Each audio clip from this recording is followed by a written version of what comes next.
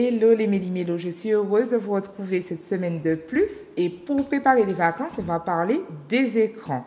Alors pourquoi les écrans et pas la fête, etc. Parce que vous le savez, les vacances c'est la période où on a un peu plus de temps, où on ne travaille pas, les enfants sont à la maison, etc.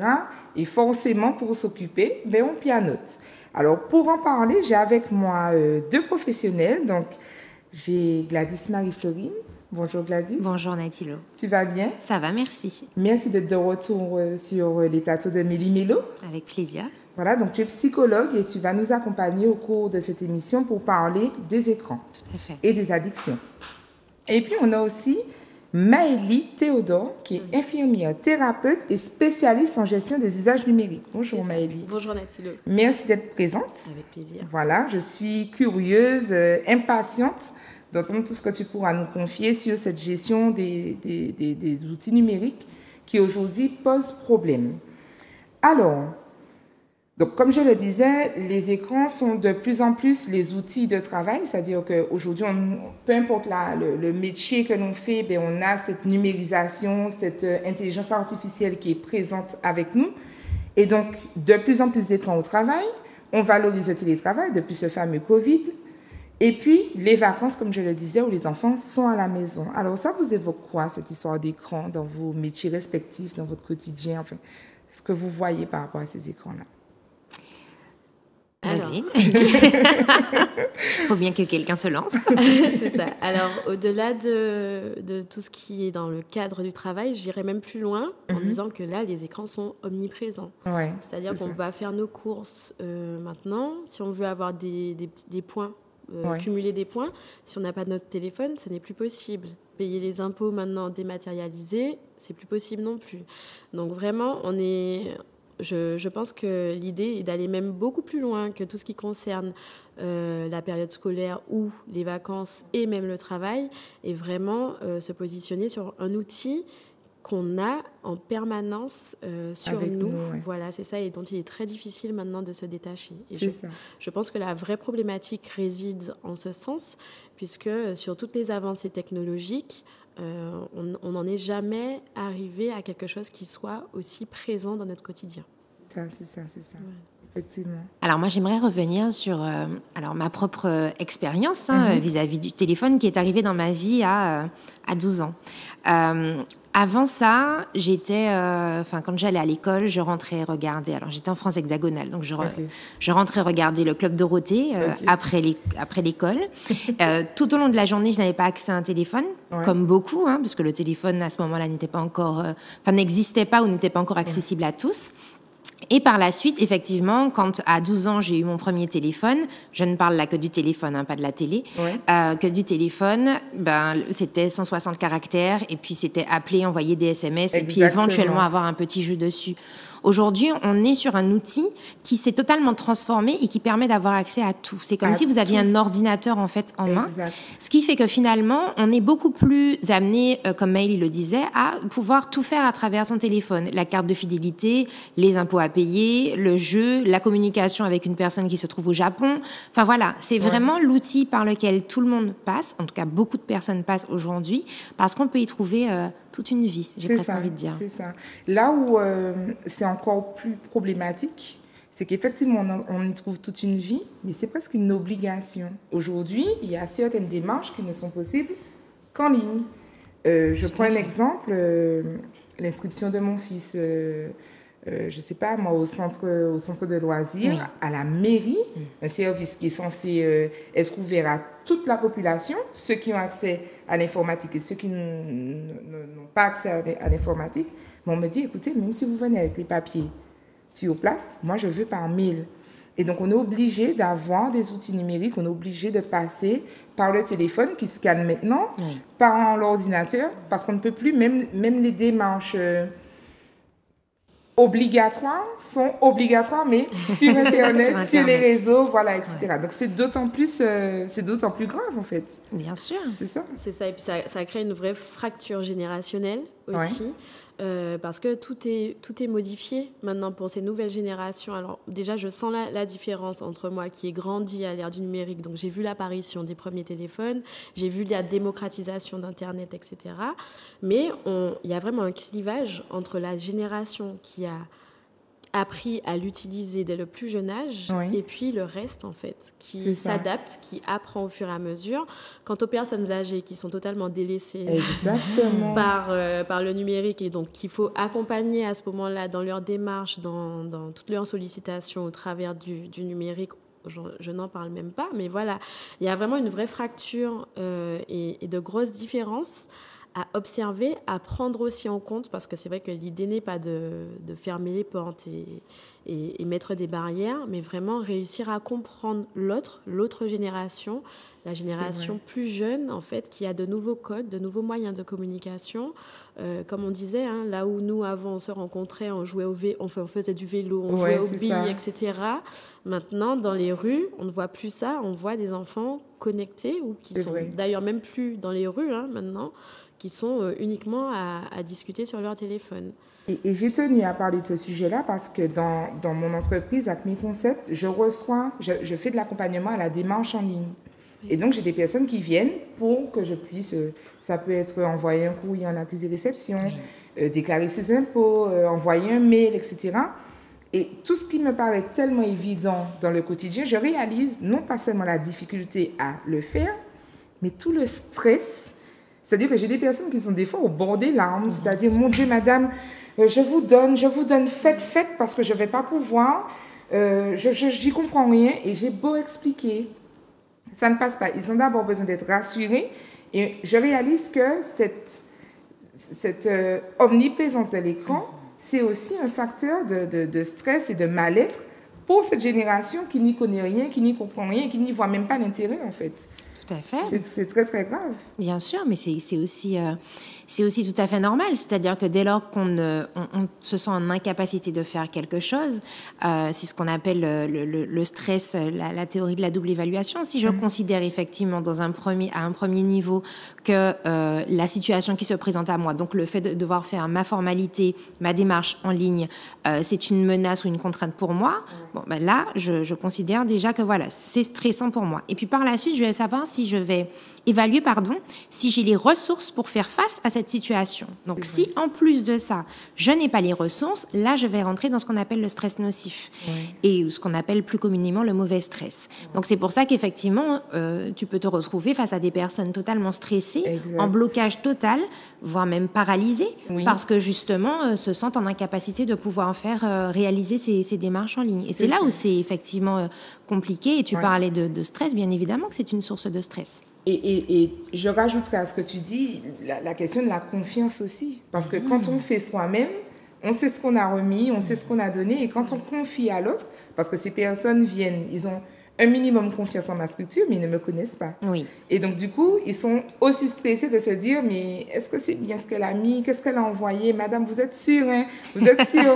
Alors, je suis souvent obligée de sortir du numérique, de cette dématérialisation et de leur sortir un papier, de leur dire, voilà, j'ai envoyé ça, vous avez vu, il y a l'accusé de réception.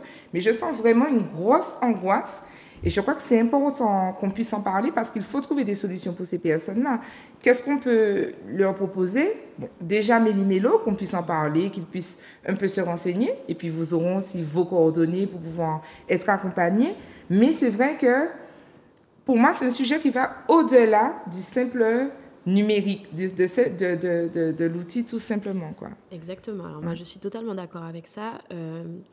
L'usage du numérique en soi, d'ailleurs, n'est pas réellement problématique. C'est pas l'usage qui est problématique, c'est l'usage qu'on en fait et tout ce que ça peut engendrer derrière. Là, on parle d'une petite partie de la population, mais en réalité, quels que soient les âges, il y a différentes problématiques. Chez les plus petits, retard d'apprentissage. Chez les adolescents, on parle plutôt de difficultés en lien avec la sexualité.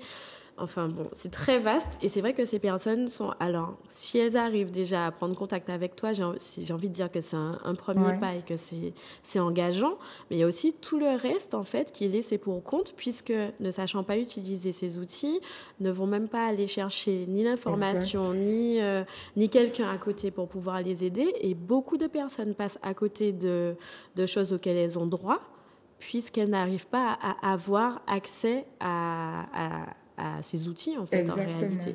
Et donc là, c'est aussi compliqué d'aller retrouver ces personnes, les accompagner, comme tu disais, mettre en jeu aussi le facteur confiance pour pouvoir les amener à utiliser tout ça. Et puis, il ne faut pas oublier aussi qu'à la Martinique, il y a aussi une grande partie de la population, je n'ai pas forcément le pourcentage en tête, mais d'analphabètes, donc de personnes qui ne savent ni lire ni écrire. Et là, carrément, eux, j'ai envie de dire qu'on les laisse un peu sur le côté. C'est malheureux à dire, mais c'est vrai qu'il y en a beaucoup plus qu'on ne pense.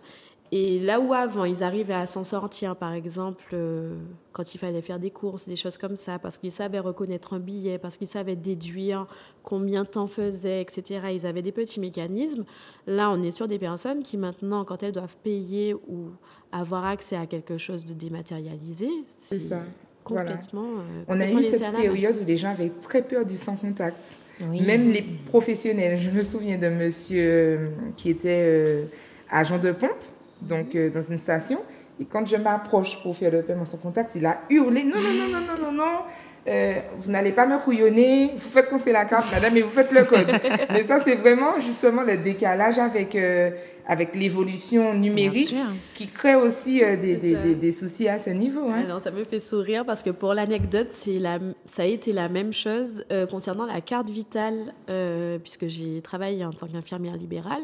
Il fallait faire les télétransmissions, donc récupérer les cartes vitales, là où la personne avait la sensation de me payer en me donnant sa carte vitale. C'est ça, l'idée, c'est que c'est vrai que c'est très difficile pour les personnes de percevoir tout le schmilblick qu'il y a derrière de papiers administratifs et tout ça.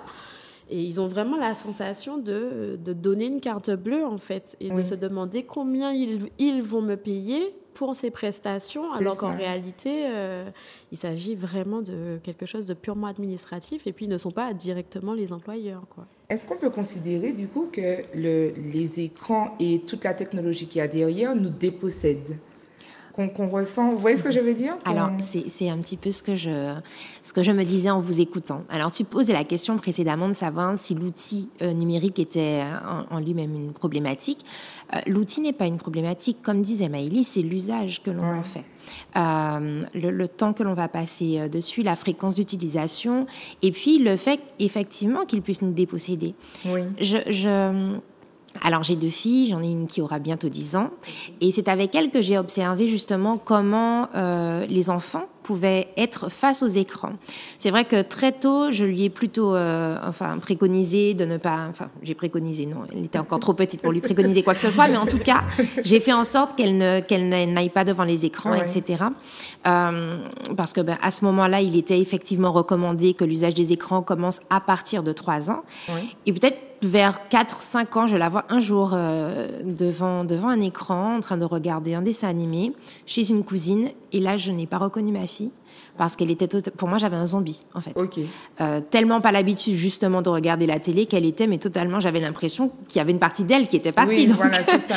Une forme d'absence, finalement, parce que l'enfant est totalement... happé par ce qui est en train de se passer, par ces images, par cette surstimulation finalement. Donc oui, il y a une forme de dépossession qui se traduit par ces différents comportements que l'on va observer. Et puis, j'ai envie de dire aussi qu'on est dépossédé d'une certaine façon de notre humanité. Alors, je m'explique quand je le dis. Dépossédé du lien humain. Tout à l'heure, Maëlys disait, les enfants ne sont plus dehors, quasiment plus dehors. Maintenant, ils sont connectés, en fait. Donc, je peux être chez moi et être connectée avec mon ami qui est à Rivière-Pilote, à Grand-Rivière, etc. On n'a plus besoin de se rencontrer. Et en fait, l'impression de ce moyen de connexion, finalement, des réseaux sociaux, mais aussi du téléphone, c'est également un moyen de déconnexion. Parce qu'on se déconnecte, en fait, de tout ce qui est autour de nous. C'est ça. On ne voit plus ses problèmes non plus. Voilà. Ses problèmes se déconnecte et ses réalités. C'est ça. On se déconnecte de ce qui est autour de nous, donc de notre réalité, mais aussi des personnes. Enfin, pour moi, le plus dramatique, c'est un couple au restaurant et les deux sont sur leur téléphone, par exemple. Je trouve ça dramatique. De ne pas pouvoir échanger, de ne pas pouvoir se parler. Et enfin, moi, je suis là en fine psychologue dans une observation totale du monde autour de moi. Et je me dis, mais je vois des couples, des familles qui ne se parlent plus parce que justement, elles pensent être connectées à un outil et connectées par ricochet à d'autres personnes. Exact. Mais je crois que ça nous dépossède finalement de notre lien. Et ce que tu dis me fait penser au rapport avec les enfants. Donc moi, je travaille avec beaucoup d'enfants et j'ai moi-même un petit garçon. Et souvent, quand il s'exprime en public, etc., les gens me disent « Ah ouais, tu dois être servi, hein. Tu dois être servi, etc. Ah ouais, il parle beaucoup, etc. » Et j'ai souvent du mal à répondre à cette question. Effectivement, mon fils est bavard. Effectivement, il est énergique. Mais je ne trouve pas que ce soit un enfant ni hyperactif, et je ne me sens pas servi non plus. J'ai vraiment l'impression de vivre avec un enfant qui est facile à vivre, mais les gens sont tellement habitués, la conscience collective est tellement habituée à cet enfant assis là, qui est dans son écran, qui n'embête personne, qui n'interrompt pas les adultes, qu'on a carrément changé de manière de fonctionner avec les enfants. On parle devant eux, puisque de toute façon, ils sont captivés. Ils ne nous entendent pas. Alors, quand je dis on parle devant eux, on parle de sujets qui n'intéressent pas un enfant. On n'a plus ces mêmes communications avec eux parce qu'on est occupé, on leur donne la tablette, et puis moi, je regarde, j'écoute mon podcast. OK, d'accord. Et on ne réalise pas que l'enfant sait parler, que l'enfant a des choses à dire, qu'il a une imagination débordante, etc. Et on me fait souvent ce retour, mais mon Dieu, qu'est-ce qu'il parle et qu'est-ce qu'il... Et je n'ai pas tout de suite ce sentiment-là parce que pour moi, c'est un enfant normal. Il faudrait simplement répondre qu'il vit. Oui, c'est ça. Tout simplement. Et je crois que c'est important d'en parler là aujourd'hui pour que les gens puissent comprendre qu'un enfant, et je mets des guillemets parce qu'il n'y a pas de normal, pas normal, mais un enfant normal, c'est un enfant qui parle, c'est un enfant qui joue, c'est un enfant qui s'exprime, mais ce n'est pas un enfant qui est statique. Ce n'est pas possible. Voilà. Alors, je me permets, j'apprécie particulièrement ce que tu partages. Et ce que j'aimerais dire, c'est que découvrir une orange, l'avoir en main, la sentir et découvrir une orange sur une application éducative, ce n'est strictement pas la même chose. Exactement. Et en fait, même passer par justement ce biais d'applications éducatives, etc., ça ne permet pas d'apprendre la réalité telle qu'on l'apprendrait si on allait toucher de l'herbe, on allait toucher du sable, on allait découvrir, voilà, en touchant, parce que finalement, l'apprentissage passe par nos différents sens. Donc, tout ça pour dire qu'effectivement, aujourd'hui, on voit les enfants dans des poussettes avec des téléphones, les enfants au restaurant à qui on donne des téléphones justement pour leur permettre de se calmer et permettre aux adultes effectivement de passer du bon temps. Mais ces enfants, pour le coup, ils sont repliés sur eux-mêmes. C'est ça. On parle de repli sur soi, effectivement, isolés également, et en total manque d'interaction finalement avec les autres. Voilà, avec tout les simplement. Autres et leur environnement. Donc ça fait bizarre effectivement quand un enfant parle, quand il pose des questions. Alors qu'il n'a aucun problème. Voilà. Et j'ai souvent ce retour où, alors je ne sais pas si les gens perçoivent mon retour, ils le perçoivent de manière neutre, mais souvent je leur dis mais non, il n'est pas dérangeant, il n'est pas... Et je ressens dans leur regard, dans leur réaction, que peut-être que je n'aurais pas conscience d'à quel point mon fils parle ou à quel point... Et non, je trouve que mon enfant est un enfant facile à vivre. Alors, il s'exprime. C'est vrai que les normes sociales ont un peu changé par rapport à tout ça. Et c'est en lien direct justement avec l'utilisation et la surexposition justement des écrans. Comme tu disais, en effet, on n'apprend rien, on ne découvre rien en regardant des écrans. Factuellement, on a besoin de sentir, toucher. D'ailleurs, les enfants portent tout à la bouche au début de leur vie et c'est parce qu'ils ont besoin de découvrir réellement. Et c'est valable aussi pour tout ce qui est apprentissage, l'apprentissage du langage, par exemple. Là où des enfants, il y a une quinzaine d'années, pouvaient faire des phrases à l'âge de 3 ans, maintenant, on attend d'eux qu'ils le fassent plutôt vers 5 ans. Pourquoi ? Parce qu'il y a eu un recul de tout ce qui est apprentissage, développement, etc., en lien direct avec la surexposition des écrans.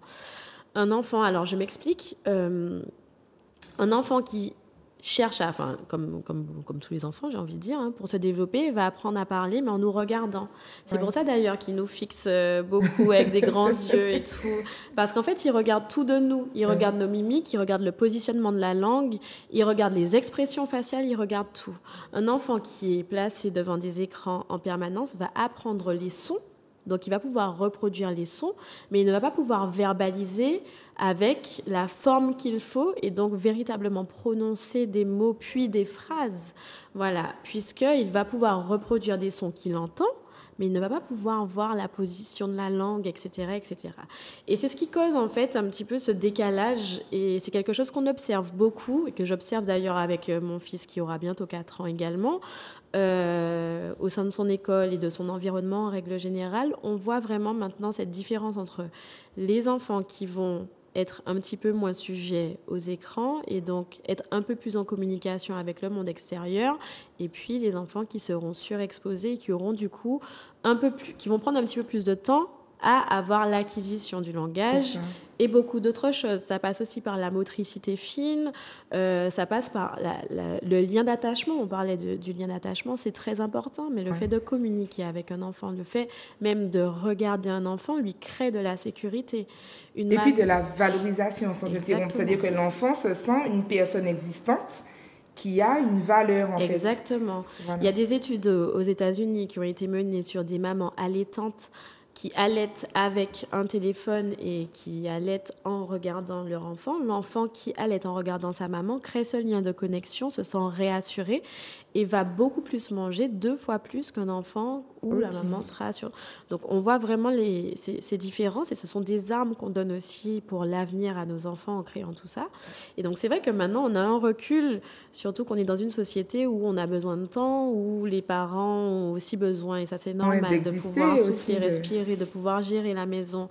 On est aussi sur une île où la monoparenté règne en maître.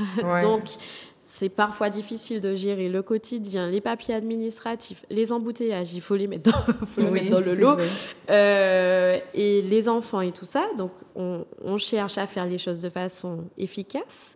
Et pour ça, on a souvent tendance à utiliser les écrans comme un outil de facilité, en fait, et poser nos enfants devant, puisque, comme tu disais, ils sont totalement absorbés et hypnotisés, puisqu'ils ont un cerveau encore particulièrement immature, pour pouvoir se décharger de tout ça et puis faire les choses comme on a envie. L'idée, c'est de maintenant retravailler, en tout cas c'est ce que je me charge de faire, retravailler tout ça dans le quotidien pour amener des solutions qui soient autres que celles des écrans, et surtout pour un apprentissage et un épanouissement plus sain au sein du domicile. C'est ça. Alors, avant qu'on parle des solutions et un peu plus que les téléspectateurs puissent mieux vous connaître, savoir ce que vous proposez en termes d'accompagnement par rapport à ça, je veux quand même revenir sur la question de l'illettrisme. J'y suis particulièrement sensible parce que j'ai un centre de cours de sciences scolaires, mais je vois les dégâts aussi au niveau des adultes, et même des adultes qui travaillent, des personnes diplômées. Moi, j'ai vraiment vu une dégradation des compétences à diplôme égal. Alors, je n'aime pas le discours de « c'était mieux avant ». J'ai horreur de ce discours-là, parce que je crois qu'il faut laisser la chance à la génération actuelle. Mais quand même, je corrige les mémoires et je vois une différence entre il y a 5 ans, un mémoire que je recevais et un mémoire que je reçois aujourd'hui. Bon, je ne vais pas forcément parler de ChatGPT parce que ça va... J'y ai pensé. Moi aussi. Ça va être une deuxième émission, carrément. Il faudra toute une émission pour ça. Mais je vois bien un décalage dans la compréhension par rapport au niveau de compétences et de responsabilité que le professionnel doit avoir. Et je veux parler, et j'espère que parmi les téléspectateurs, on a des personnes qui ont le pouvoir d'agir sur ça. Je veux parler des maisons France Service, où les personnes peuvent aller et se faire accompagner pour leur démarche. Donc, on a vu se développer ce service-là dans plusieurs communes.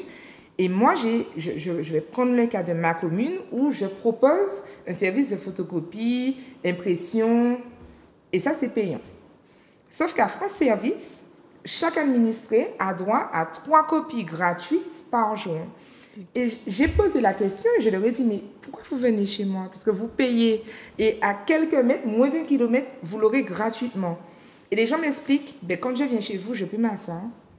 Je peux expliquer que je n'ai pas compris. Je peux expliquer que c'est compliqué pour moi. Vous pouvez prendre mon téléphone et aller chercher, faire la démarche pour moi. Et j'ai testé. Donc, j'ai été à France Service. Et je me suis présentée en tant qu'administrée et j'ai dit, j'aurais aimé imprimer tel document. Et j'ai effectivement vu l'accueil. Les personnes qui m'ont accueilli ne tiennent pas compte de tout le stress. En tout cas, c'est le sentiment que j'ai eu le jour où j'ai été. J'espère ne blesser personne, mais je suis obligée de souligner ça et c'est pourquoi c'était important pour moi d'avoir des thérapeutes pour en parler parce qu'il y a vraiment cette dimension où on est face à des personnes qui ne comprennent pas, qui sont, même quand elles savent lire, à partir du moment où l'outil est nouveau, inconnu, il y a tout ce stress, cette espèce de mépris, cette espèce de comment, mais depuis le temps, tu sais pas utiliser ton téléphone, mais allez, envoyez-moi le mail, je vous donne l'adresse. Et puis on lui dit arrobase, mais arrobase c'est quoi madame? Enfin, il y a tout ce charabia, cette espèce de... C'est compliqué. Et toujours pour finir sur l'illettrisme, les enfants, ils utilisent très très bien les tablettes, très très bien le téléphone, mais ils savent pas lire. Ils savent pas lire, ils décodent, ils voient que telle image, telle icône ressemble à telle chose. Et le parent, il est souvent en décalage, souvent surpris. Il se dit, mais je ne comprends pas. Il sait utiliser Internet, il sait ceci, c'est cela, mais il fait exprès. Et je suis obligée de leur dire, attention, parent, il n'est pas forcément en train de faire exprès. Il a peut-être vraiment besoin d'aide parce que entre se déplacer sur un écran et lire un texte, il y a tout un monde. Bien sûr. Voilà, c'est ça. Alors, il y a plusieurs éléments, plusieurs notions que tu apportes. La première qui fait résonance avec ce que Maëlie a pu dire un peu plus tôt, qui est ce fossé, en fait, qui se creuse et qui va de fait de plus en plus se creuser. Tu parlais donc des mémoires, justement, qui étaient, dont le rendu était beaucoup plus qualitatif auparavant. Voilà. Il y a eu une dégradation qui, pour moi, enfin, le message de 160 caractères, j'en parlais en début d'émission, pour moi, a amené la dégradation, quoi qu'il en soit, de la langue française. Puisqu'il fallait, en 160 caractères, étant donné qu'on avait des unités et qu'il fallait faire attention au nombre de messages que l'on envoyait, il fallait de fait utiliser des abréviations. D'accord ? Sauf que entre les abréviations que l'on crée, les personnes qui donc avaient jusque-là un plutôt bon niveau de français, qui vont créer des abréviations, ils vont savoir que ce sont des abréviations. Et c'est cette tranche d'âge qui va arriver juste après et qui va prendre finalement la chose en main sans pour autant savoir ce qu'il y a derrière, eh bien ça fait qu'on n'arrive plus à écrire les mots de la même façon. Le français, enfin les études, enfin, on n'a même plus besoin d'études. Le niveau éducationnel aujourd'hui est en grande baisse, grande diminution. Pourquoi ? Parce que justement, à force d'utiliser ces outils où on n'est pas obligé d'écrire tout le mot, où on a le mode T9 qui va corriger pour nous, qui va écrire pour nous, etc., on perd de notre capacité à faire par nous-mêmes. Ça, c'est la première chose. Donc, effectivement, le fossé se creuse. Donc, ça, c'est déjà par rapport au niveau. Okay. On parlait tout à l'heure des générations, donc cet écart entre ces personnes qui sont nées, entre guillemets, à l'ère du numérique et celles qui ont simplement vu apparaître l'ordinateur, celles qui ont vu apparaître le téléphone, etc., qui ne savaient pas forcément utiliser et à qui on dit aujourd'hui, mais comment tu sais pas faire ça, tu sais pas envoyer ça. Donc ça, c'est la deuxième chose, intergénérationnelle, éducationnelle vraiment en termes de français, etc. Et puis un élément, tu as dit que tu ne souhaitais pas en parler, mais je tiens quand même à revenir dessus. Je tiens à revenir dessus. L'intelligence artificielle, mais tout ça, ce sont des outils finalement implantés dans notre vie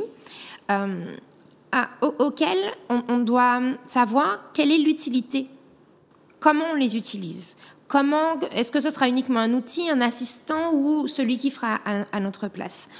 L'intelligence artificielle, les premières études, qui ne sont pas encore toutes validées par des conseils scientifiques, mais les premières études montrent que entre les personnes qui vont simplement utiliser un moteur de recherche et celles qui vont utiliser ChatGPT, par exemple, pour ne citer que ce site, pour justement réussir à faire un devoir, remettre un mémoire, etc., que les zones cérébrales activées ne sont pas du tout les mêmes. On ne va pas stimuler les mêmes zones cérébrales. Et il y aura beaucoup moins de zones cérébrales stimulées quand on va utiliser ChatGPT parce qu'on a un moteur qui va tout faire pour nous, plutôt que la recherche que l'on mettra en place par nous-mêmes, la réflexion, l'analyse, la déduction, etc. Donc, en fait, tous ces outils-là, si on n'en prend pas conscience, ne font qu'agrandir finalement le fossé qui existe et qui existera entre différentes populations qui vont prendre en main différemment les outils. Exactement. Et ça, c'est important, en fait. Donc, en fait, c'est une fracture sociale. Mais tout à fait. Voilà, ça participe justement à la fracture sociale. Auparavant, on disait que c'était la catégorie socio-professionnelle de nos parents, le niveau d'éducation, notre environnement social également, là où on habitait, etc. Mais aujourd'hui, les outils numériques participent, en fait, à cette fracture sociale. Voilà, c'est ça. Et tu sais,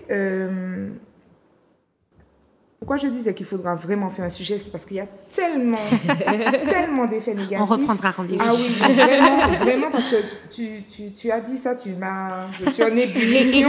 Et tu disais quelque chose, tu disais cette notion du c'était mieux avant, etc., qu'on n'a pas forcément envie de le dire, mais je crois que, alors, on est plus ou moins à peu près de la même génération, on a bien vu en fait la différence. On voit bien la différence. Voilà. Et aujourd'hui, si on est amené à avoir des émissions comme ça, c'est qu'on a pris cet outil sans forcément avoir suffisamment de conscience sur les conséquences négatives que cela pouvait avoir. Exact. Et je crois qu'il faudra vraiment qu'on en parle. Je n'aime pas ce discours-là parce que j'aime donner cette place à la jeunesse, mais ne pas l'avoir, ce discours, c'est être irresponsable aussi. C'est ne pas leur dire la vérité.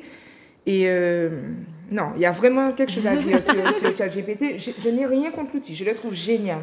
Mais quand j'analyse les résultats de la production de ChatGPT, je vois bien la différence entre la personne qui a...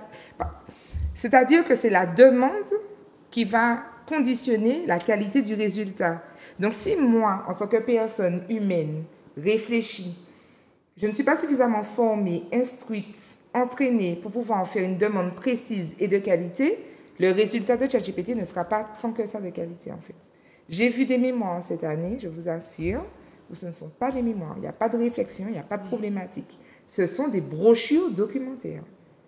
Alors, c'est bien écrit, il n'y a pas de faute. Je me demande même pourquoi on m'a contacté pour les corriger, puisque c'est nickel. ChatGPT a même justifié le texte, enfin, le plan est cohérent. Mais ce n'est pas un mémoire, c'est une brochure.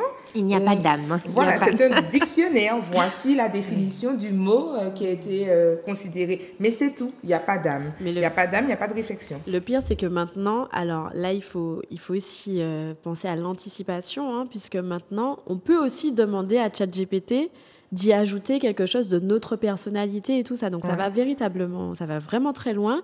Et là où tu parlais de changement de travail, de mécanisme en tout cas pour le travail de recherche, j'irais même jusqu'à dire qu'on va entrer maintenant dans un monde où il n'y aura plus de recherche, puisqu'il n'y aura plus de réflexion du tout.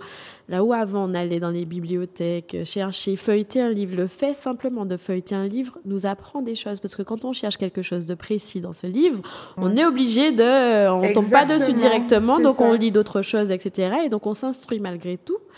Et là où maintenant, avec ces nouveaux outils, on va directement au sujet, et puis ils sont tellement malléables et tellement faciles d'utilisation maintenant que ça peut même nous donner quelque chose d'extrêmement personnalisé, où certains sont vraiment dépassés, surpris. Et puis, par exemple, on peut même demander à ChatGPT de nous faire, pareil, hein, pour ne pas citer que ChatGPT, mais bon.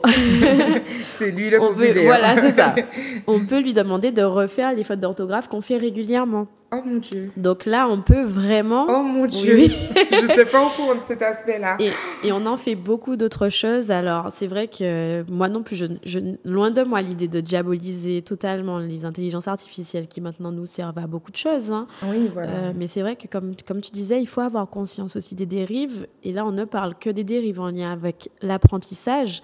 Mais il y a aussi les dérives catastrophiques que ça peut avoir sur l'estime de nous, sur notre rapport à l'autre, sur la sexualité. C'est un sujet que j'aborde aussi énormément au niveau des adolescents.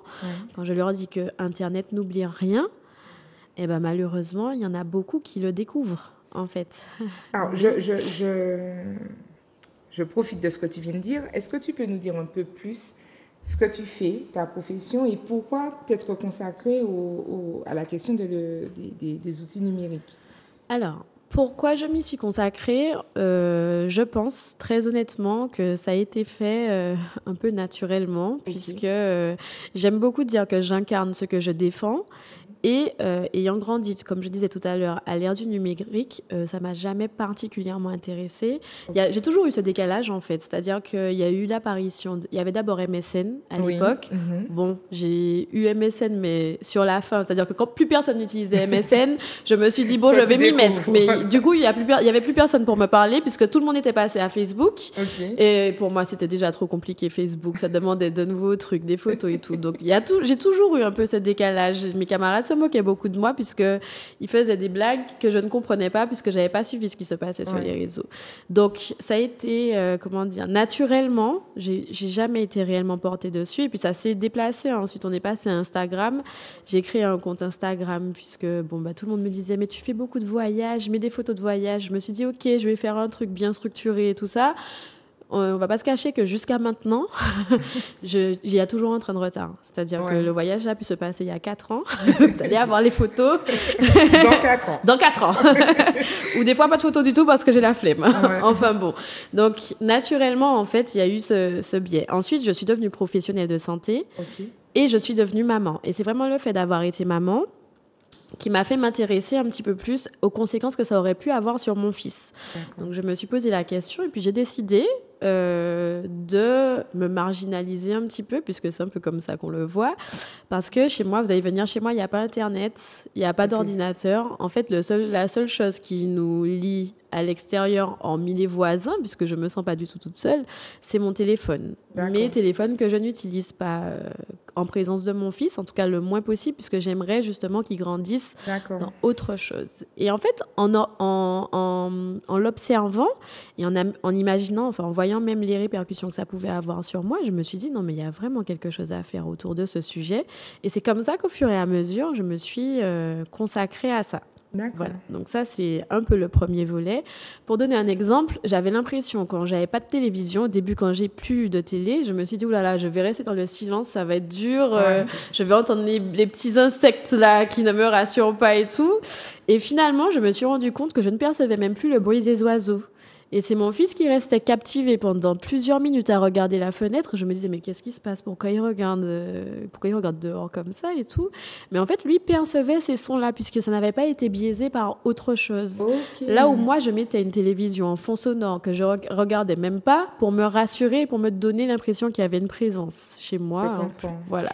Et donc, c'est en observant ces petits mécanismes que je me suis dit, mais il y a réellement un gros travail à faire dessus. Et donc, plus je me suis renseignée, plus j'ai vu en fait le clivage qu'il pouvait y avoir entre du coup les prochaines générations, celles qui sont encore à venir, et les nôtres, parce qu'on sait on a aussi la génération intelligence artificielle qui naît avec ça, cet outil en main, et donc il va falloir aussi réadapter les choses au mieux. Donc au fur et à mesure du temps, je me suis orientée vers ça. Et puis, en fait, je me rends compte aussi qu'il y a un énorme travail à faire, un travail véritablement démentiel. J'ai même tendance à l'appeler un combat, parce que vraiment, c'est comme ça que je le ressens, c'est comme ça que je le vis, c'est ça.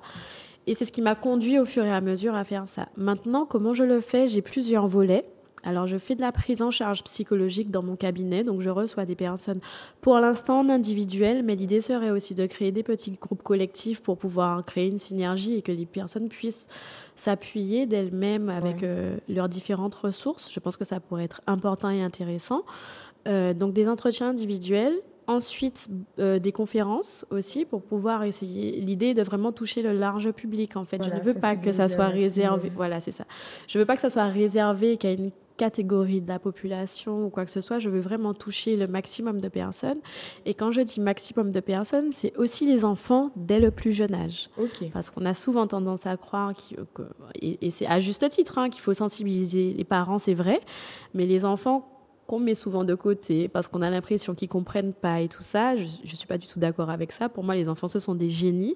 Donc, c'est important pour moi d'aller aussi dans les écoles et puis les sensibiliser, bien sûr, d'une autre façon, par le jeu, par la discussion, etc. Donc, j'interviens également dans les établissements scolaires. D'accord. Voilà.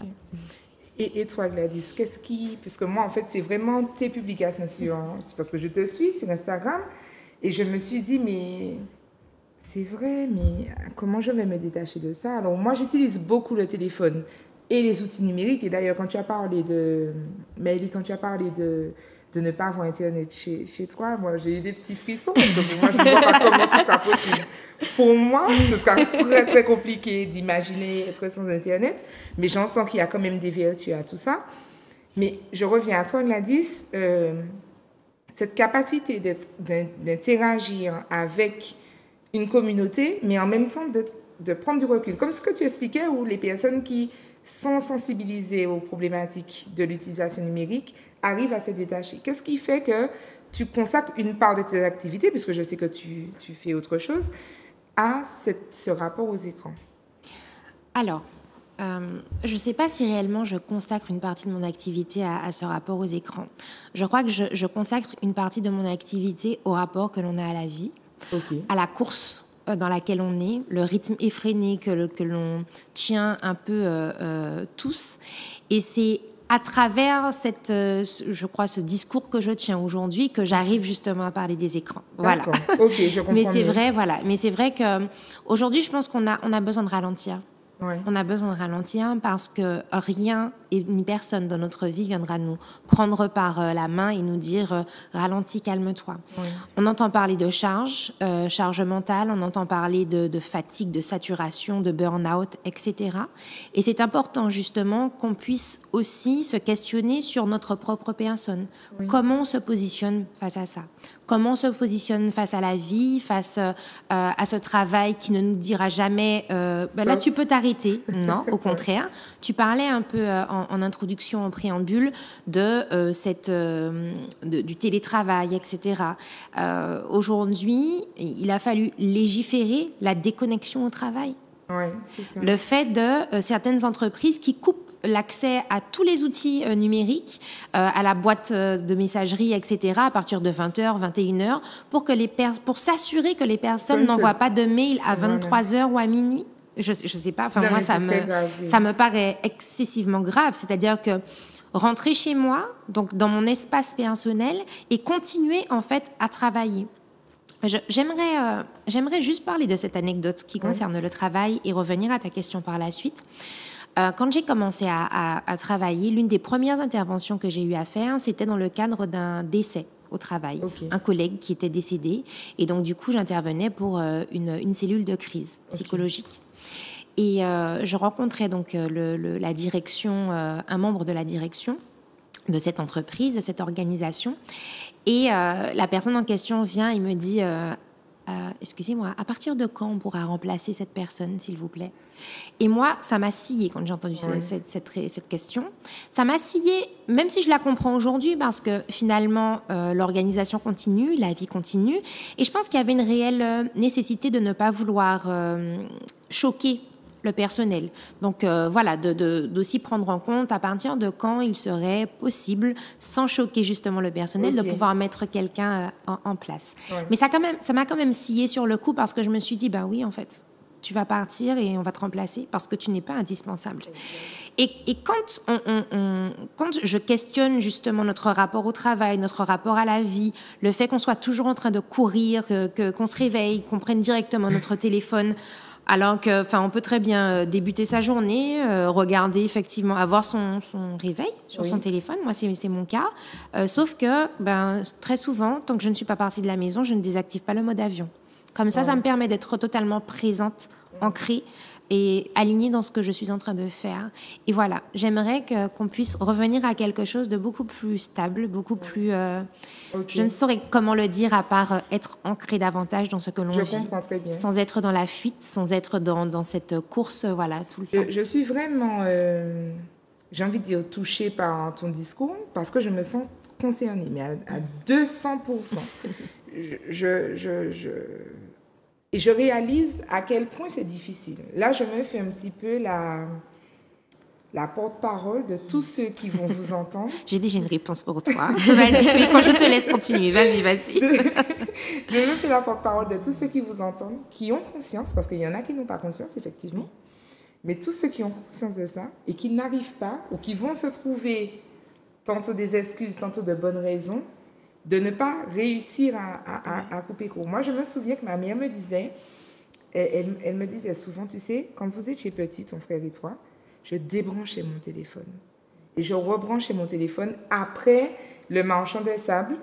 Donc, vous étiez couchés, et là, je pouvais passer la nuit au téléphone s'il le faut. Bon, pas exactement, parce que c'était payant, mais c'est pas comme maintenant, on a des forfaits illimités. Mais elle me disait, je débranchais mon téléphone, et je n'étais pas joignable de 16h à 20h. Et elle me dit ça pour m'aider à revendre un petit peu mon mode de fonctionnement avec mon fils. Je me dis, mais c'est clairement pas possible pour moi.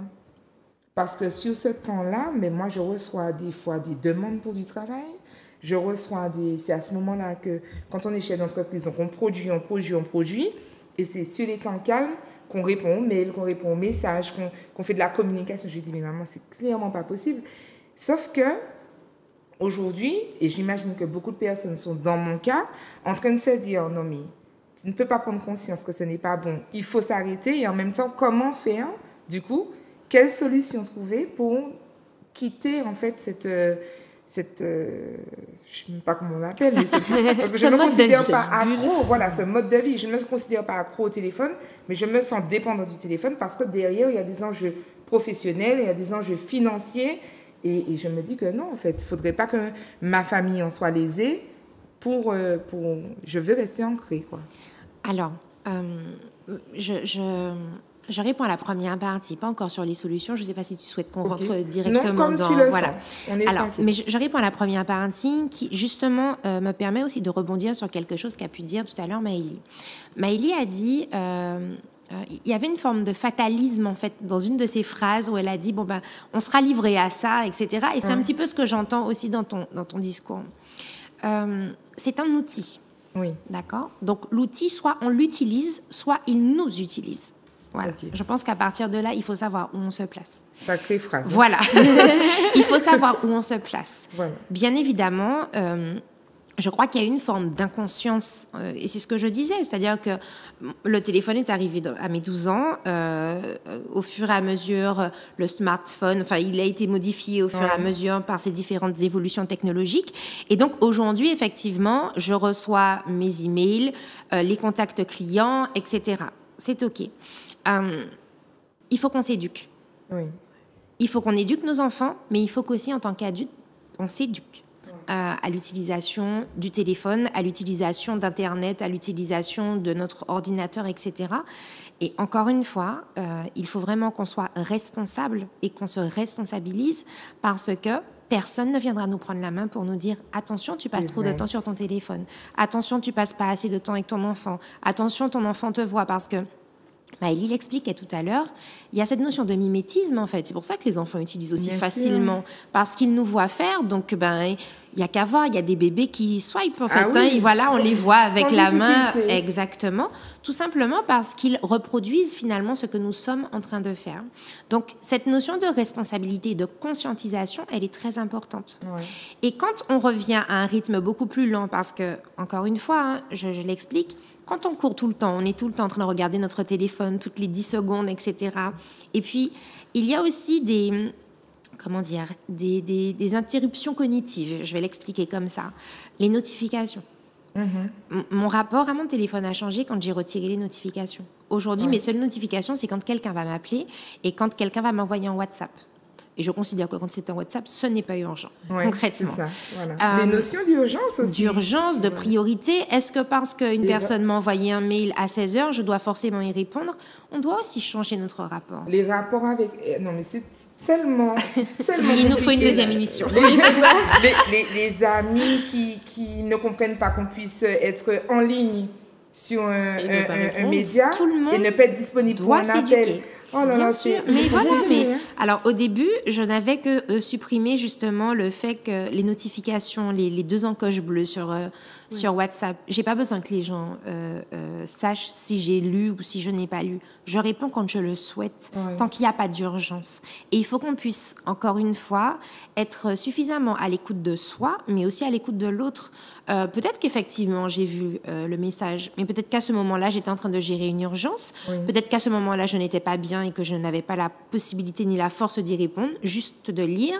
Et ce n'est pas parce qu'un message m'a été envoyé que je dois y répondre immédiatement. C'est ça. Et en fait, c'est tout ça où je crois qu'aujourd'hui, on doit se poser les bonnes questions. On doit savoir que, oui, j'ai reçu un message, mais je n'y répondrai pas. Il y a marqué « lu », mais je n'y répondrai pas pour autant. Et tu sais, tu as employé un terme qui est important. Tu as dit on doit se rééduquer, s'éduquer. Et je réalise qu'il y a toute une génération qui n'a pas été éduquée. C'est-à-dire qu'on a accueilli l'outil, on a fait ce qu'on pouvait, on s'est adapté, mais on n'a pas été éduqué à l'utilisation de cet outil-là. Et puis c'était super sympa parce que je crois... encore une fois, je rappelle l'âge, j'avais 12 ans. Ouais. Je ne sais pas quel âge que vous aviez, vous, Moi quand aussi, vous avez eu. j'avais 11 ans. J'avais 12 ans quand j'étais je rentrais en 5e quand j'ai eu mon premier téléphone. Et à ce moment-là, ça veut dire que je peux parler sans avoir à appeler à partir du téléphone fixe. Je peux parler à mes copines, je peux parler à des petites gérances, des petits copains, etc., sans que mes parents soient au courant, d'accord ? Et je suis vraiment dans cette période où je me crée une identité à partir de mes semblables. Donc, c'était vraiment tout l'instant où j'avais besoin d'avoir ces communications, en fait, avec mes pairs. Et au fur et à mesure, on va grandir et on va être comme ça. Je racontais samedi en consultation, donc justement par rapport à l'usage du téléphone, j'expliquais que ça fait... donc depuis 2018, je suis à nouveau revenue en Martinique et mon frère vit en France hexagonale. Ok. C'est l'année dernière, en 2024, je me rappelle très bien, j'étais en train de conduire au niveau du radar de la rocade. J'ai sursauté en me disant... Mon frère me manque. Mon frère n'a pas le temps de me manquer parce que je suis tout le temps en contact avec mon frère. Donc même dans les interactions finalement que l'on a avec les autres, eh bien les liens ont totalement changé. C'est ça. Je n'ai plus besoin d'écrire une lettre à mes amis. Je peux leur envoyer un WhatsApp tout de suite et en plus espérer une réponse immédiate. Et puis des appels vidéo. Mais c'est ça en fait. On se voit, on se partage des vidéos sur Instagram, etc.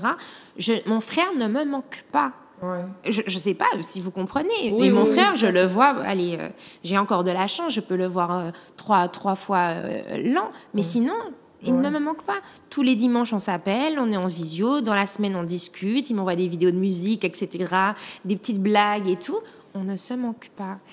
Et comme quand je dis qu'il faut une deuxième émission, il y a un petit point qui me vient à l'esprit sur lequel j'aimerais rebondir pour ne pas qu'il me quitte. Je parlais des vidéos, par exemple, sur Instagram, etc. et toute autre plateforme qui propose la notion de story. D'accord ? Oui. Donc, ces vidéos, ces informations que l'on mettra à la suite.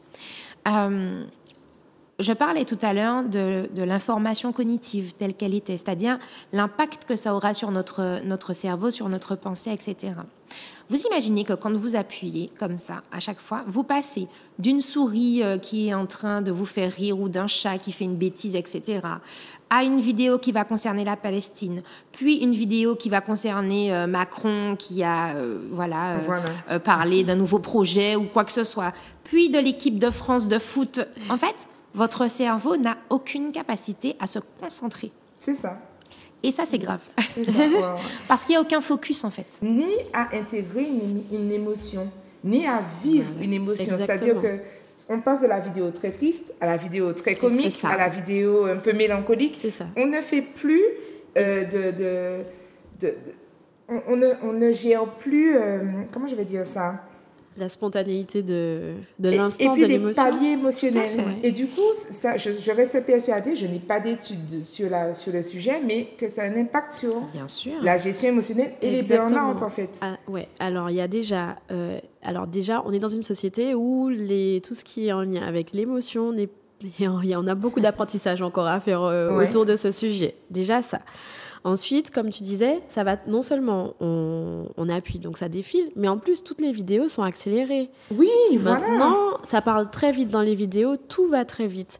Donc, quand on déconnecte de cet outil et qu'on revient dans un monde lent, on a cette impression, cette sensation, en fait, de devoir accélérer les choses, puisque on se laisse biaiser par les biais cognitifs, justement, dont tu parlais, où tout va très, très vite sur les écrans. Et ça, c'est quelque chose qu'on retrouve aussi chez les plus petits, puisqu'on parlait des dessins animés qu'on a pu connaître à l'époque, qui ne sont pas du tout les dessins animés qu'on regarde maintenant, puisqu'à la seconde, il y a bien plus d'images qui défilent. Et comme je l'ai évoqué tout à l'heure, le cerveau est encore immature jusqu'à 20-25 ans, on estime.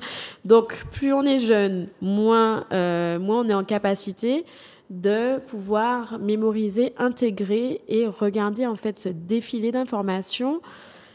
Franchement, pour imager la chose, je vais parler des enfants à qui on remet 20 000 fois le même dessin animé, ils sont contents. On peut leur repasser 15 fois. Moi, mon fils, avec moi, il a droit à un dessin animé, mais c'est le même que je remets à chaque fois, un Disney, et à chaque fois, il le redécouvre. Et c'est trop marrant de voir ça, mais en fait, c'est juste que comme ça va très vite, il y a toujours de nouvelles parties que son cerveau n'a pas eu le temps d'intégrer et de digérer, en fait, en réalité. Ça. Donc, il redécouvre ce dessin animé-là. Et l'idée, c'est que ça va donc très vite pour ces enfants, et c'est ce qui crée ensuite des crises d'énervement, d'agacement, d'irritabilité, etc., etc. Mais quand on les sort de ce contexte où ça va très, très vite et qu'on les remet comme nous-mêmes dans le monde réel, on a toujours cette espèce de sensation, cette émotion. En tout cas, c'est quelque chose qui nous prend aux tripes de devoir faire vite, de devoir être dans un timing pour respecter, pour... Voilà, que tout soit cadré comme on souhaite que ça soit cadré. Donc, on se met des exigences et on se met une pression qui s'ajoute aussi à la pression ambiante, puisqu'on n'est pas forcément dans un climat hyper serein pour pouvoir en vivre. On a maintenant des choses qui se passent très loin de nous et qui nous paraissaient très éloignées quand on parle de guerre, etc., etc. Ou maintenant, comme on a les images en direct sur nos téléphones, on a l'impression que c'est tout près de nous, en fait. C'est ça. Là où on n'avait pas cet accès à l'information avant, donc on savait qu'il se passait des choses loin, maintenant on les voit. Donc, on a aussi cette sensation, cette impression de les vivre. Et donc, ça nous crée un climat ambiant assez anxiogène qui nous donne ce train de vie aussi où il faut faire de la rentabilité, où il faut être disponible, où il faut pouvoir répondre tout de suite, etc., etc. En tout cas, c'est ce qu'on peut ressentir et c'est au travers de ces différents usages, justement, qu'on se met un petit peu cette pression.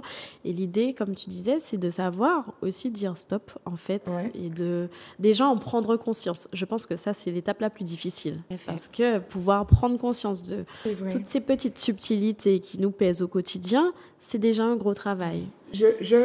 J'accueille vraiment l'idée d'une deuxième émission parce que toutes vos interventions font ressortir d'autres points qui, pour moi, sont très importants. Oui. Dans ce que tu disais, j'entends aussi la dépréciation de soi. C'est-à-dire qu'on est tellement connecté à ce téléphone, cette tablette, peu importe, mais cette intelligence artificielle qui nous propose des modèles qu'on ne se reconnaît plus. Bien sûr. Moi, je le vois, j'aime beaucoup les photos. J'ai énormément de mal à laisser quelqu'un d'autre me prendre en photo. Je pense à une situation qui m'est arrivée donc la semaine dernière, donc mercredi. C'était la fête du club de basket de mon fils.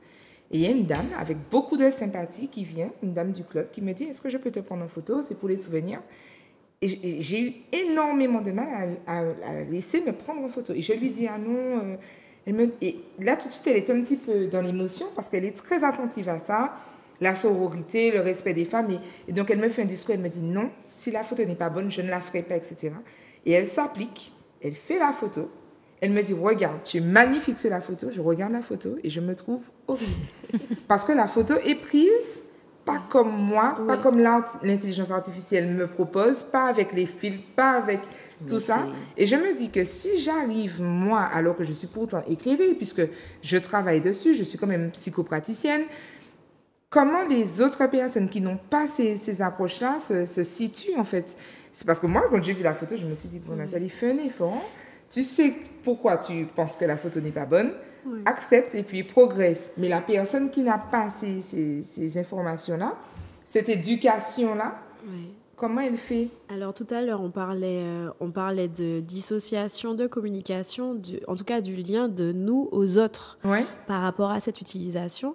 Et en effet, il y a une véritable problématique en ce qui concerne notre lien de nous à nous, mais qui passe au travers maintenant de cette utilisation de cet outil. Et là, on observe il y a des répercussions qui sont d'ailleurs catastrophiques sur tout ce qui est en lien avec l'estime de soi. L'image de soi, puisque maintenant on est dans un monde qui fonctionne à travers l'image, mais l'image ne vit pas en réalité. L'image n'est pas quelque chose de tangible et concret. L'image est quelque chose qui passe, sauf que maintenant on y accorde tellement d'importance qu'on oublie notre propre image et notre image réelle. C'est ça. Donc maintenant, il y a par exemple un recours croissant des chirurgies esthétiques, en tout cas des demandes c'était réservé il y a quelques années à une petite partie de la population. Maintenant, il y a une augmentation de tout ce qui est en lien avec les dysmorphophobies. Oui. Alors, c'est un mot barbare. Oui. C'est un mot barbare, mais les dysmorphophobies, en fait, relèvent une perception biaisée qu'on peut avoir de notre propre corps. C'est-à-dire qu'il y a quelque chose d'irrationnel et on va aller se focaliser sur des défauts qui sont en réalité soit très peu visibles, soit inexistants. Ok. Des personnes qui s'imaginent, pour la compréhension générale, des personnes qui s'imaginent, par exemple, faisant un 52 alors qu'en réalité, elles font un 48. Des personnes qui pensent qu'elles font 2m10 alors qu'en réalité, 1m90. Voilà, comme mon 2m10 personnel. mais blague à part, il s'agit véritablement, en plus de quelque chose qui relève de l'obsession. Ouais. Et on va mettre en place, du coup, donc, des changements physiques ou des régimes ou alors carrément un éloignement de la société par rapport à ce défaut qui va être omniprésent et qui va être exacerbé alors qu'il n'existe pas. Donc, des personnes jusqu'au psychopathologique. C'est une pathologie psychiatrique classée. Donc, ce sont des gens, par exemple, qui n'iront pas à la plage ou bien qui ne sortiront pas avec des amis parce qu'ils vont focaliser leur attention sur ce défaut qui, en réalité, n'existe pas factuellement. Ouais. Et ça, c'est quelque chose qui n'existait pas ou très très peu, en tout cas qui n'était pas répertorié à la Martinique en 2017. Alors en 2017, moi j'étais encore étudiante infirmière et justement on prenait beaucoup la Caraïbe comme exemple puisqu'il disait qu'il n'y avait pas de cas de troubles alimentaires compulsifs, etc., etc. Là où maintenant, non seulement il y en a, ça, c'est une chose, mais il y en a aussi de plus en plus. Alors, il se peut qu'il y en avait. Oui, et ils étaient tellement pas répertoriés, peut-être tellement rares et tout. Et puis, on a un rapport au corps aussi assez particulier chez nous, qui n'est pas forcément le même qu'ailleurs. Mais on peut avoir, en tout cas maintenant, ce genre de pathologie se multiplier avec tout ce qu'il y a derrière. Donc, vraiment, le rapport à soi est particulièrement biaisé, on va dire, puisqu'on est aussi à la recherche d'une perfection immatérielle, en fait, par rapport aux filtres, par rapport aux photos, par rapport à l'angle de vue, à l'inclinaison du soleil. Ce sont vraiment... mais même, j'ai envie de te dire que, mis à part les questions qui sont en lien avec notre appréciation, nos goûts personnels, par rapport à la chirurgie esthétique, il y a vraiment d'autres points, par exemple, le grain de peau, je sais pas moi, la sensation du corps. Les gens sont souvent surpris quand ils suivent un influenceur et qu'ils les rencontrent en vrai, pour reprendre le terme, et ils se disent c'est bizarre, parce qu'on est tellement attachés, on va jusqu'à être déçus. On se dit non mais je ne pensais pas qu'elle était comme ça, ou je ne pensais pas que. Ça te fait rire, Gladys? Ça me fait rire parce que Alors, tu parles effectivement de cette photo que l'on ne va pas apprécier quand elle sera prise par une autre personne, parce qu'on se donne tellement cette volonté de vouloir montrer notre image parfaite. Sur les réseaux sociaux. Exactement. Qu'il y a des personnes qui ont même du mal à se voir sans filtre, par exemple. Oui. Parce que sur Snapchat, sur Instagram, etc., elles auront cette habitude à utiliser des filtres tout le temps. Donc, en fait, quand on va se voir dans le miroir, forcément, on voit que l'image n'est pas la même.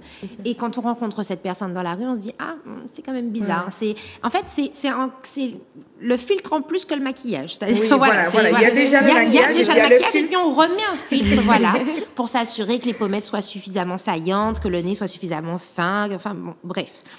Et pourquoi ça me fait rire de cette déception? Parce que j'ai une anecdote personnelle.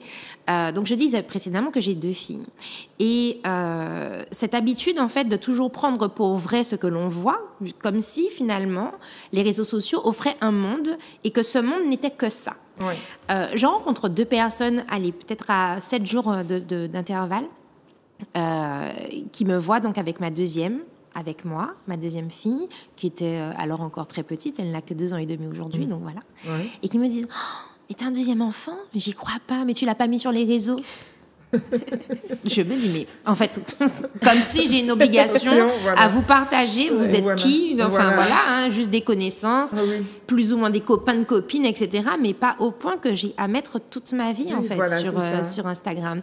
Et et cette volonté de croire que tout ce qui est forcément vrai, c'est-à-dire que parce que j'ai partagé une vidéo où je suis ami, veut dire que je suis ami aujourd'hui. Voilà, Ben non, en fait, peut-être que ça fait 4 ans que j'y étais, que j'avais juste envie de partager un souvenir.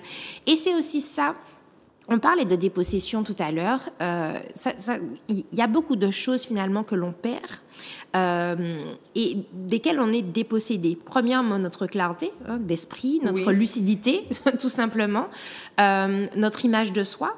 Parce que, ben oui, forcément, quand je me compare à toutes ces personnes que je vais voir sur les réseaux sociaux, et bien du coup, je vais me dire, ben moi, je suis pas assez bien, je suis trop mince, ou au contraire, trop en forme, voilà. Exactement, je suis trop foncée de peau, au contraire, trop claire, enfin voilà. Je vais toujours me remettre en question, mais alors qu'avant, je me remettais en question par rapport aux personnes qui étaient autour de moi, aujourd'hui, je me remets en question par rapport à bien d'autres personnes. C'est-à-dire que j'élargis mon cercle. Même des personnes qui ne sont pas... ce qu'elles laissent paraître.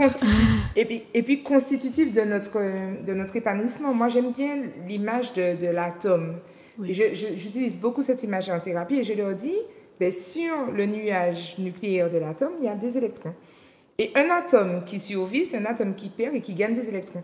Sauf que dans le bien-être, dans le fait de s'ancrer dans sa société à soi, il faut choisir ces électrons. Qui est-ce que je garde? Qui est-ce que je...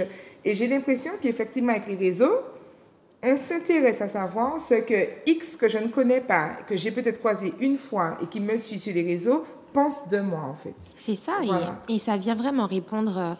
je parlais d'identité tout à l'heure, ça vient répondre justement à notre création, construction identitaire, toujours, mais aussi à notre pyramide des besoins. Parce que, mine de rien, sur les réseaux sociaux, le fait de recevoir des likes, donc les personnes qui vont aimer ma publication, qui vont aimer ma photo, ça va venir remplir quelque chose en moi.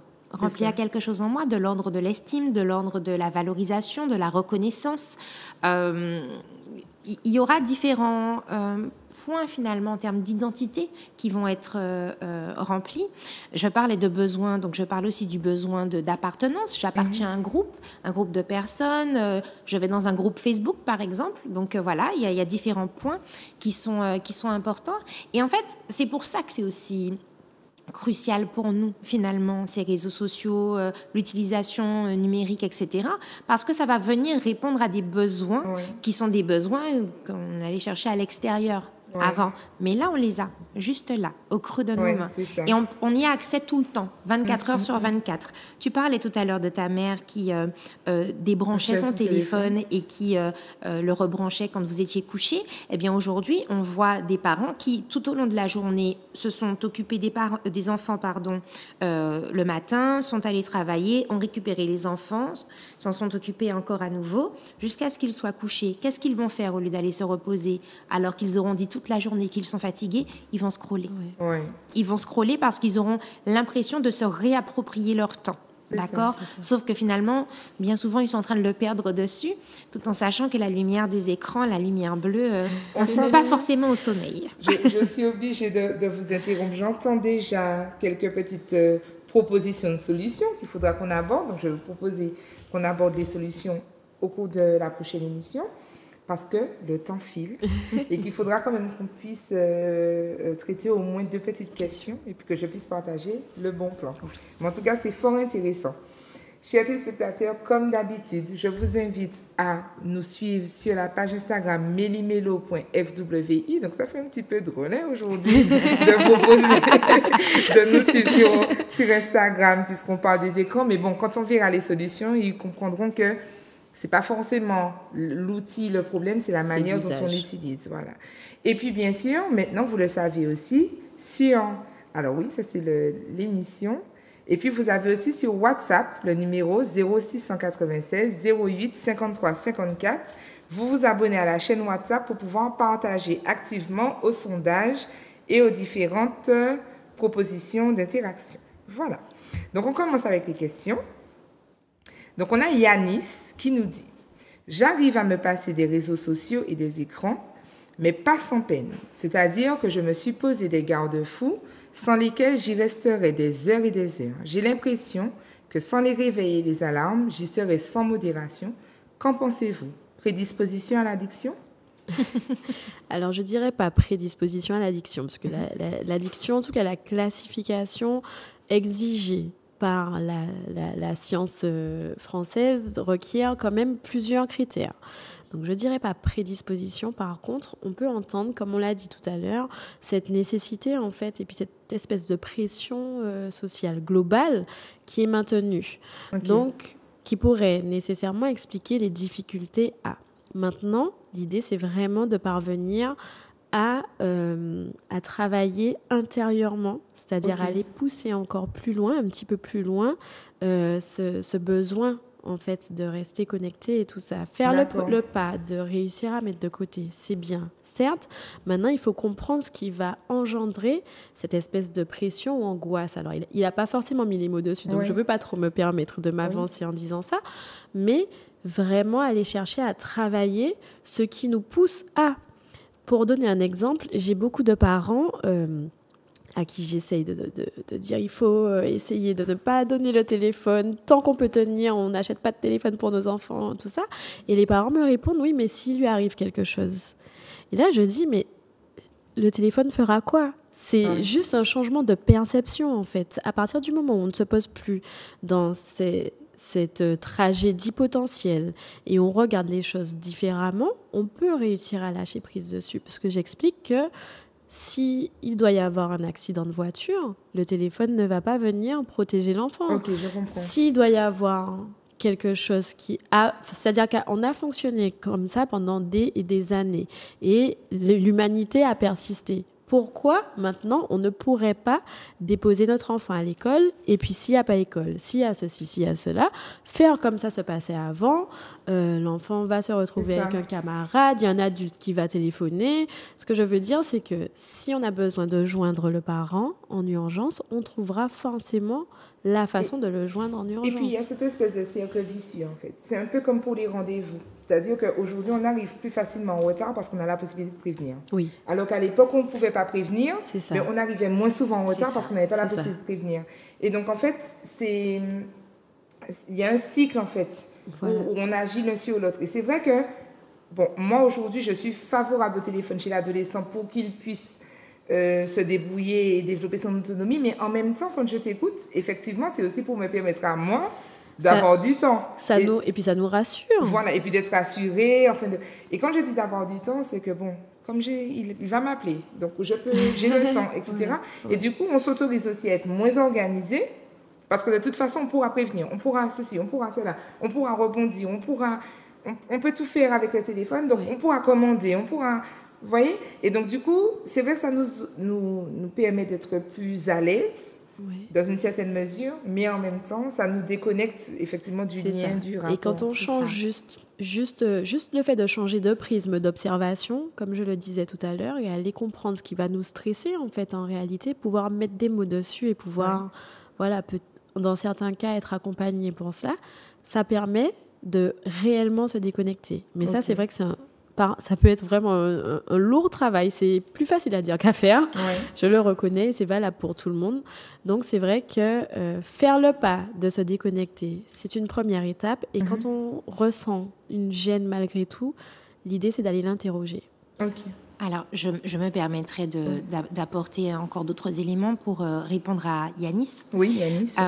Il faut bien comprendre que le cerveau aussi est activé puisque la consommation des réseaux sociaux active la sécrétion de dopamine, plus communément appelée l'hormone du plaisir. Et donc, en fait, c'est ce qui nous permet de rester à scroller parce qu'on va recevoir un like, on va recevoir une réponse à un DM. Donc, c'est comme un petit bon point qui nous est envoyé à chaque fois. Et c'est très simple, le cerveau aime cette notion de la récompense, d'accord ? Cette notion de la récompense, ce circuit de la récompense qui est activé à travers les réseaux sociaux. Donc, c'est pour ça qu'on a du mal à décrocher parce que, justement, il y a ce plaisir qui est apporté à travers nos écrans. OK. Est-ce que Yanis doit se faire... est-ce qu'il doit être inquiété ? Alors, j'ai bien compris qu'il faut qu'il aille chercher un petit peu pourquoi il a besoin de ces alarmes et pourquoi c'est pas naturel, mais est-ce qu'il peut déjà penser à l'addiction ? Alors, pour moi, je ne dirais pas qu'il doit penser à l'addiction. Le simple fait qu'il y pense, je trouve que c'est déjà une très bonne chose parce qu'il prend conscience justement de l'utilisation qu'il fait de son téléphone, des réseaux, etc. En plus, il parle du fait de se mettre des garde-fous. Quand on parle d'addiction, justement, la grande difficulté, la grande problématique, c'est cet incontrôle finalement que l'on a. Garde-fou, ça ne fait pas partie de la donne.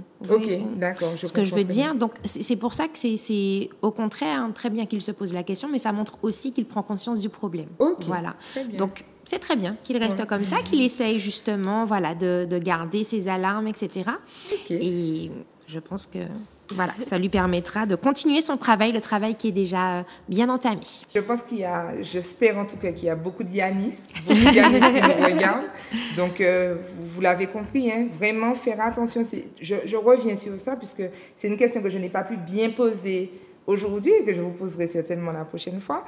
L'idée, si je l'ai bien compris, on arrive un peu à la fin de l'émission, vous l'aurez compris, on ne diabolise pas les écrans, on ne diabolise pas les outils numériques, mais par contre, on fait attention et puis on laisse la priorité à notre humanité et à cette capacité à interagir ensemble, à se regarder dans les yeux, comme on fait avec le bébé, et puis à interagir ensemble. Mesdames, je suis obligée d'accélérer un petit peu. Donc, je vais quand même dire, puisqu'on n'arrive pas loin de la fin, il ne nous reste pas beaucoup de temps, je vais quand même partager le numéro vert. Le fameux numéro, alors je l'appelle numéro vert parce que c'est abus de langage, mais en tout cas le numéro Drogue Info Service qui est proposé par les services publics.fr, qui est le 0800 23 13 13. Donc c'est un numéro qui est gratuit et puis les appels sont anonymes de 8h à 2h du matin, je crois, 7 jours sur 7. Donc c'est un numéro à avoir avec soi pour tous ceux qui sensiblement se sentiraient concernés par la question des addictions aux écrans. Mais vous le savez, vous qui nous suivez depuis un certain moment maintenant, chez Méli-Mélo, on est adepte, mais adepte de l'accompagnement local. Je sais que ce n'est pas les mêmes dispositions, ce n'est pas forcément les mêmes tarifs non plus. Là, on est sur des appels gratuits, mais vraiment, autant que vous le pouvez, je vous invite à contacter des professionnels en local, des personnes qui sont sur le territoire, qui connaissent la problématique locale, comme on vit en Martinique. Et donc, c'est tout naturellement que je vous partage les coordonnées de nos invités. Donc, d'abord, on commence avec toi, Gladys. Donc, les coordonnées de Gladys. Donc, j'ai retenu ta page Instagram. Ça ne devrait pas tarder à arriver. C'est la nature de 10. Tout à fait. Voilà. Alors, voilà, ici. C'est ça. Voilà. Donc, sur Instagram, vous pouvez la retrouver. Et puis, il y a aussi ton numéro de téléphone. Tout à fait. Donc, ça vient, voilà. Donc, 0696 60 63 59. Je crois que tu as une adresse email aussi. Ils pourront te retrouver sur Instagram. Tout à fait. Voilà. Donc, ne pas hésiter à consulter une professionnelle sur place. Et puis, bien sûr, toi aussi, Maëlie. Donc, ça apparaît. Maëlie Théodore. Donc, alors, le numéro. Est-ce que tu peux nous rappeler le numéro? Parce que là, ça apparaît un peu petit. Alors, le numéro, c'est le 06 96 613 413. OK. Donc, 613 413. De toute façon, ce sont des coordonnées que vous pourrez retrouver sur les pages de Méli-Mélo. Donc, vous n'hésitez pas, comme d'habitude, m'envoyer un petit message et je vous transmets tout ça. Donc, on va conclure, mesdames, avec le bon plan que j'ai retenu, d'accord, pour cette émission. Donc, le bon plan, c'est un site qui s'appelle Addict, je vous dis bien le terme, Addict Aide, le village des addictions. Donc, c'est un site que j'ai trouvé en faisant mes recherches. Je l'ai trouvé facile d'utilisation. Donc, c'est assez particulier, hein, que ce soit sur Internet qu'on trouve des solutions pour lutter contre son addiction au réseau, mais c'est un site que j'ai vraiment apprécié. Donc, on peut le visiter et même faire des tests pour un peu observer. Donc, là encore, c'est un outil gratuit. Donc, tu parles, Maëlie, de l'accessibilité au plus grand nombre. Donc, c'est pourquoi chez Méli-Mélo, on essaye aussi de trouver des astuces gratuites pour les personnes qui ne peuvent pas faire autrement. Donc, je veux bien la vidéo du site, s'il te plaît, Martine. Voilà. Et donc, vous pouvez voir, chers téléspectateurs, donc, plusieurs tests pour toutes les addictions. Donc, on a tabac, cannabis, les addictions comportementales. Et c'est dans cette rubrique-là qu'on trouvera le test pour les réseaux. Donc, on a Facebook aussi, les addictions à Facebook. Voilà. Les addictions, me semble-t-il, aussi en rapport avec la sexualité. Donc voilà, on a pas mal de tests possibles. Et donc vous verrez, en remontant un petit peu, voilà, donc au niveau des addictions comportementales, il suffit de cliquer sur le petit onglet pour pouvoir faire le test IAT. C'est assez facile d'utilisation. Des questions, et il suffit de répondre, et ça avance, etc. Okay. Possible depuis son smartphone, donc pas besoin forcément d'avoir un ordinateur. Et à la fin, ça nous donne 2 résultats. Alors, je dis 2 résultats. J'ai testé de façon à avoir 2 résultats. Un premier résultat où on montre, ben, tiens, je n'ai pas de problématique particulière, donc pas besoin de s'inquiéter. Donc, la personne qui s'inquiète, comme par exemple Yanis qui se pose la question, est-ce que je suis addict ou pas, ben, il peut faire le test et se dire, bon, ben, tiens, non, apparemment, ça va.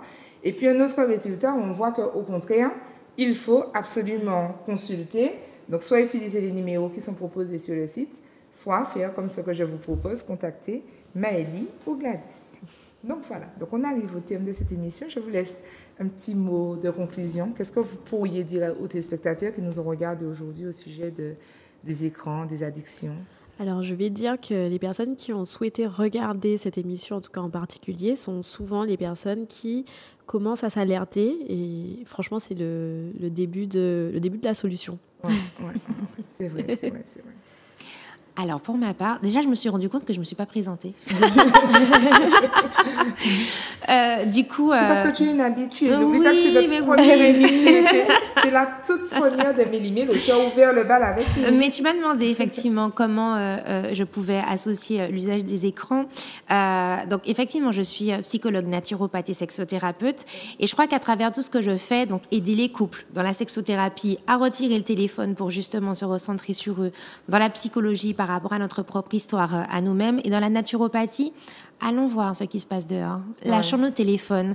Nous sommes sur une île gorgée de merveilles. La plage, mer, la rivière, tous les sentiers de randonnée que nous avons. Le fait de pouvoir passer du temps aussi avec nos aînés pour justement, dans cette culture qui est très basée sur la transmission orale plutôt qu'écrite, allons auprès de nos aînés, passer du temps avec eux.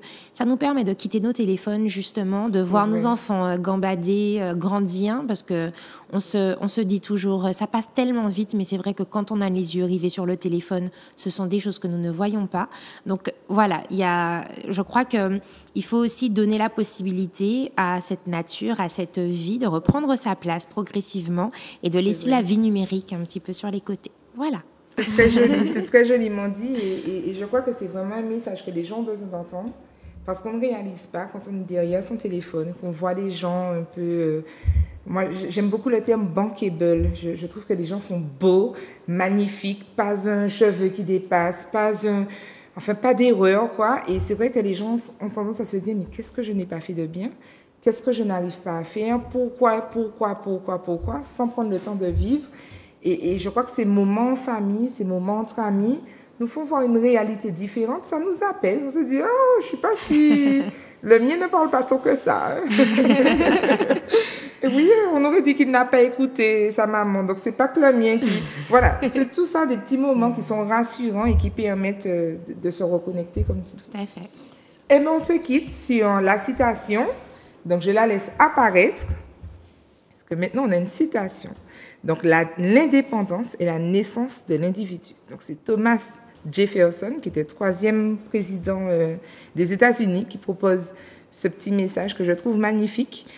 Pourquoi j'ai choisi ça? Parce qu'en fait, il y a vraiment cette dépendance au réseau, même si on n'est pas forcément addict au sens médical du terme, mais il y a cette dépendance au réseau qui nous empêche d'exister. Et je crois que se détacher un petit peu, pour reprendre tes termes, mais se reconnecter, ça nous permettra de vivre notre vie. Voilà. Mesdames, je vous remercie. Je suis vraiment enchantée de vous avoir reçu.